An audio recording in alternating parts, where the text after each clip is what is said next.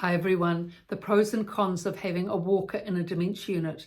The pros being that they offer stability, reassurance, they have a little seat on them for a cup of tea and the magazine, a carrier bag underneath for the valuables. And the cons are they're always getting lost, and secondly, balance reactions can start to wane if you're always relying on a walker. So to be able to address this in terms of identifiability so it's not as likely to get lost, put on a ribbon or a familiar item or a big name on the walker so that it can easily be found with all the other numerous amount of walkers around. And also in terms of the balance reactions and them getting diminished, lots of walking outside, steps and stairs and exercise classes will help with that. But in terms of other aspects and going into that in terms of walkers, it's really important that the person does have some time off the walker, actually. People don't realise this. When someone's on a walker all day, they, there's a lot of tension on the neck. Actually, firstly, to talk about the neck and the head, there's a lot of tension on the neck anyway. In terms of keeping the head stable, the two muscles that do the most work here are sternocleidomastoid, the muscles at the front, and trapezius muscle, at the back. It's the big triangle coat hanger muscle at the back that you see on the weightlifters. The upper fibers are at the back of the neck just here, and then the lower fibers all right down to the base of the back. So those two muscles are considered to be the most hard-working muscles of the body. And that's why people get a lot of neck pain, don't they? At work on computers and things with OOS, RSI, lots of neck pain, migraines, tension neck. I worked on this. I had a private practice as a physiotherapist working with this condition for 25 years. So I know a lot about it and used to treat it, 10,000 people went through the clinic and company programs that I took. So understanding about the stress of muscle stress with the neck and shoulder pain, and then the mental stress that goes with that has helped me a lot with the dementia work, all this dementia work on stress and mental stress and all that spinning and mental blanks that dementia residents get. But back to the walker. So if the person is on the walker already, with most people, trapezius and scalene muscles of the neck are tight. But if you're on a walker all day, holding on for dear life a lot of the time, if you've got sore knees or weak legs or Parkinson's, or no doubt something's going on because you're on the walker for a reason.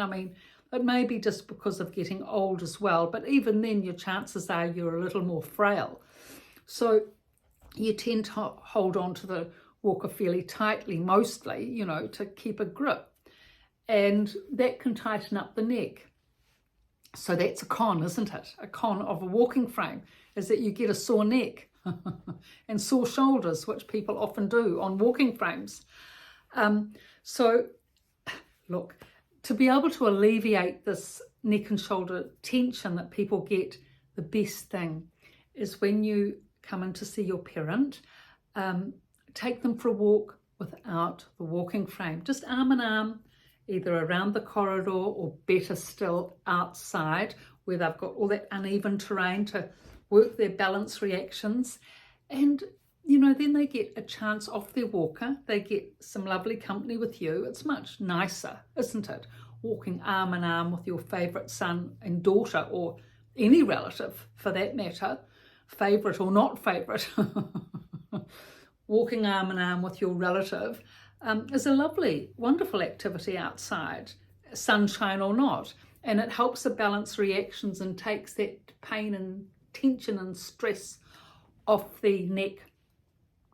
Now you've got the walker, you've made it identifiable. Please make sure of that, because it's such a mission after breakfast, lunch and dinner trying to find the walker when you've got such a mass of walkers, always at least 15 walkers if there's 30 people there, and trying to find the walker for your walker amid similarly similar coloured, similar looking walkers is really confusing. So have an outstanding sign or colour for the walker. Now the other thing is the actual walker bag. It's like a canvas bag or a wire mesh bag underneath the seat of the walker.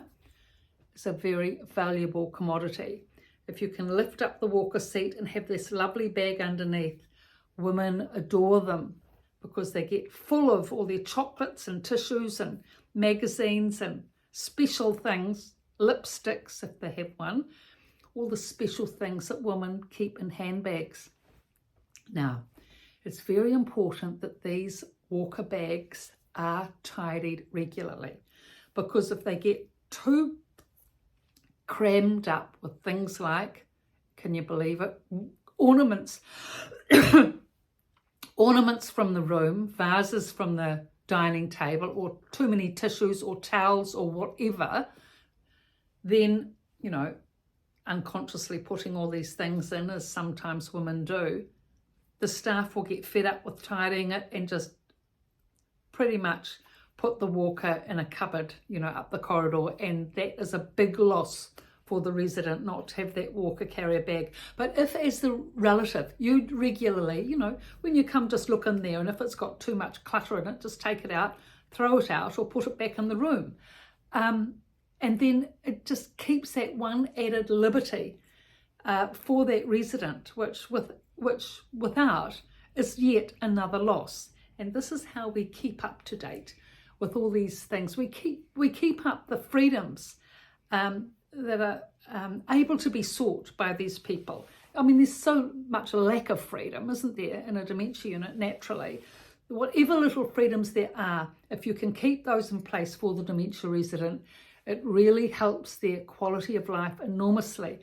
Now, walkers also, I mean, they're pretty clunky, aren't they? I mean, you know, when you've got one walker coming up the corridor, another walker going down the corridor, then 2 or 3 people trying to get in between, walking along, the wanderers included, you can get all tangled up. They're not easy to manoeuvre. And also in a group, when you've got 8 people at the television and then you've got 5 walkers trying to be negotiated when you're sitting down to either keep in front of you, you know, or sometimes the staff will take them away because it's too crowded. I mean, there's, you know, walkers fall over, all the wanderers, we call the residents who wander around, or the people that are not so mobile, can easily fall over walkers as well, because they're a tripping hazard as well, you know. So, yeah, I mean, there's a lot of pros and cons to the walkers. The person has to be pretty capable to be able to manage a walker, by the way, you know, to know where it is, to know how to use it, to make sure that others, to keep it close to them so that others don't trip over it. Yeah, it's all negotiation skills. And in the room, it's nice when you're with your mother or father in the room, let them walk around the room if they're happy doing so on their own without their walker is also good, so that they can get the balance reactions, strengthen the legs, you know, a little bit of relief off the neck and shoulders away from the walker in their room. Often people with walkers will just walk around their room on their own without the walker because they're familiar with the layout. They can put their arms on furniture, chairs, or wherever they need to. There's only a couple of meters between one object and another if they need to get that support. So the books, the 2 books, The Resident's Voice and The Resident's Rise, which I've written, the primary point of knowledge and information, you know, the font of knowledge of all this work for practical, positive techniques to help people with dementia. Now, if your mother is, you know, placid, calm, happy and settled in the dementia unit, that is a great blessing for you as a relative, you know. You know, you can thank your lucky stars, really, in comparison to a resident, a relative who has say a husband who's angry, upset, aggravated. There's so much more that you have to learn, so much more that you have to deal with, so much more knowledge and wisdom and insight and understanding you need to be able to manage the information. the situation. So all that information on managing anger and depression and all those emotive states are in here. So thank you for your looks and your likes.